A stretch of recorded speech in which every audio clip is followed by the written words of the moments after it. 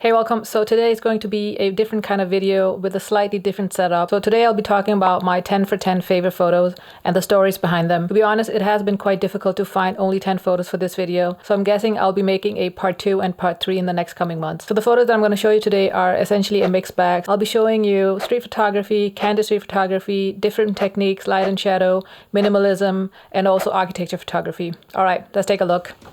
The first photo I'm going to show you is my favorite photo of all time. So this photo was taken back in 2021 with my Sony a7C and the 35mm focal length. That was the only lens that I had back then. So this is a place called Højtostrup Station, so basically a railway station, and right outside the station they have this beautiful symmetrical glass window of sorts. And the story behind this photo is that I had a difficult time composing this photo because right behind me was the train station that kind of started. So basically the wall was just right behind me, and I literally had no space to move around, and combining that with a 35mm focal length, that was just not doing this magnificent place any justice. And the only thing I was armed with was my very small mini tripod from Manfrotto. To be honest, it wasn't super stable, but somehow I managed to capture a few good ones, and this has been on my Instagram profile ever since. This photo was also taken with my Sony a7C and the 35mm focal length. I was actually out on a photo walk filming a POV at a very busy corner in downtown Copenhagen.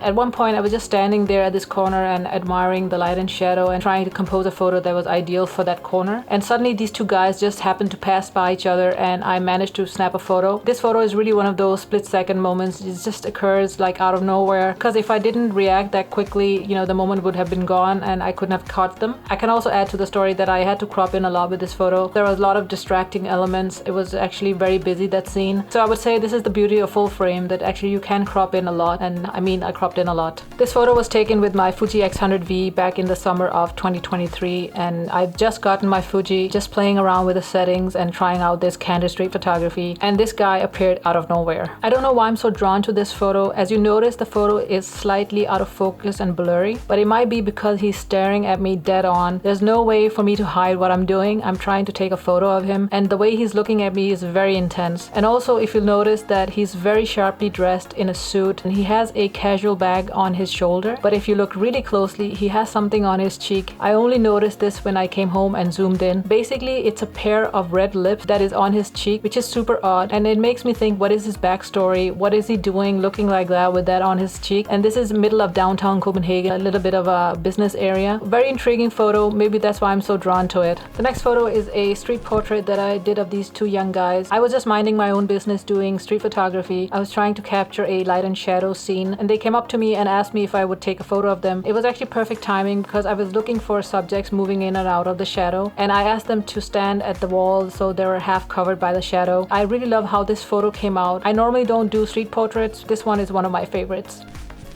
This photo is from my favorite spot in all of Copenhagen. This is from an area called Carlsberg Town or Carlsberg City. There's a gorgeous patch of light when the sun is out from the surrounding buildings, and it's quite easy to capture those dreamy light and shadow contrastful photos here. I made a lot of photos here over the years, and this one is the latest in the series. This photo has been taken with my Sony a7C and the Sony Zeiss 55mm focal length. To be honest, I love all of them. I have a video dedicated for this topic, light and shadow and silhouette photography from this spot. You can check it out in the playlist.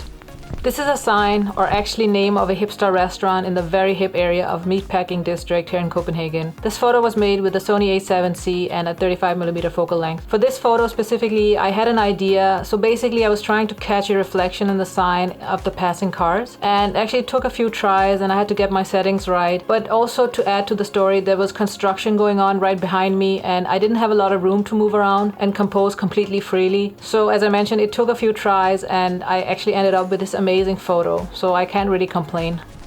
I think I call this photo, which is part of a series, Apocalypse Now, very doom and gloom. So this photo was made with the Sony a7C and 55mm. The editing of this photo was very much influenced by the moody weather. So there was a very dense fog that day. I remember that I ran home and picked up my camera and biked down, and after walking around in the neighborhood for a bit, I noticed this guy just sitting there deep in thought and just contemplating something. So I just stood there and snapped a few photos. The photo really came out great, with the extra cherry on top is that the seagull is perfectly sitting there.